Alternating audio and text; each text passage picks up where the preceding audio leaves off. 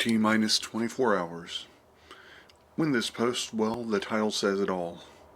It will be exactly 24 hours before Trump loses his ability to pardon his cronies and loses the protections of the office he's defiled for the last 1,460 days.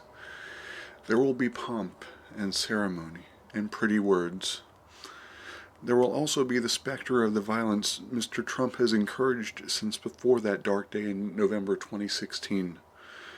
Violence that erupted in an insurrection 13 days ago. That specter is seen in a 177 square kilometer area with more troops than are currently deployed in Iraq and Afghanistan combined. The specter is seen in 50 state capitals on high alert. It's seen in law enforcement agencies working overtime, and it's seen in the tension and pall that has fallen over an entire nation of 330 million people.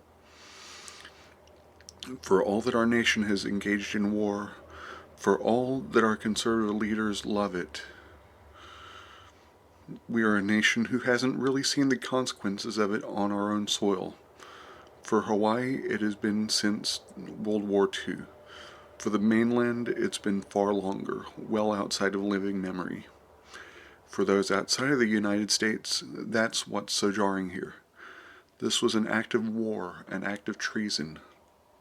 Unlike the bombing in 1983, this insurrection had a body count and injuries. It feels as though this nation is finally having a reckoning. All of the ugliness that has been boiling under the surface has become very apparent. It has been brought to the surface by this petty, small man, one Donald John Trump. But he didn't create this.